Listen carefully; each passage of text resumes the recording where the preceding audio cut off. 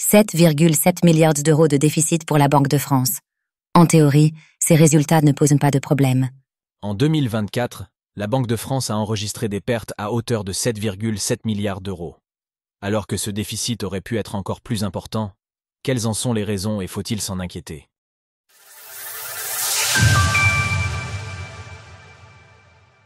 La Banque de France a subi 7,7 milliards d'euros de pertes en 2024. En 2024, la Banque de France a réalisé un résultat en déficit de 7,7 milliards d'euros. D'ailleurs, ce résultat aurait pu être porté à une perte de 18 milliards d'euros si l'institution n'avait pas pioché dans son fonds pour risque.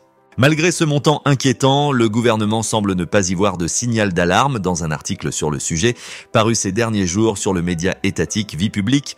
En théorie, ces résultats ne posent pas de problème.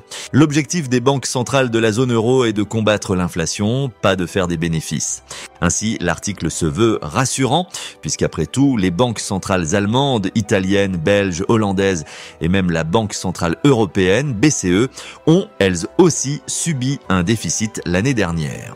Si le gouvernement avance que l'objectif de la Banque de France est de combattre l'inflation, la rédaction se félicite pourtant que la politique monétaire de l'eurosystème est parvenue à éviter la déflation des années 2010. Le contrat est d'ailleurs rempli haut la main, étant donné qu'en 15 ans, la hausse moyenne cumulée des prix atteint 26,5%, selon les données de l'INSEE.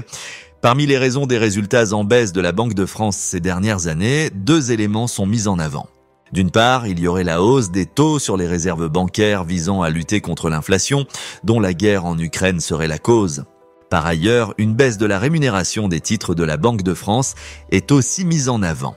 Malgré tout, Vie Publique reconnaît à demi-mot qu'en cas de mauvais résultats persistants, le coût de cette gestion discutable devra être supporté in fine par le contribuable.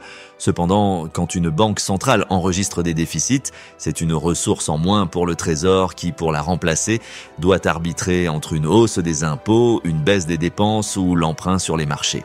Il peut même arriver que l'actionnaire principal, l'État, soit amené à la recapitaliser si les fonds propres sont en dessous du niveau réglementaire.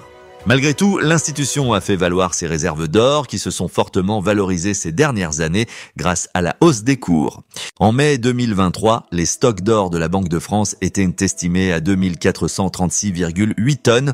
Retrouvez toutes les actualités crypto sur le site cryptost.fr.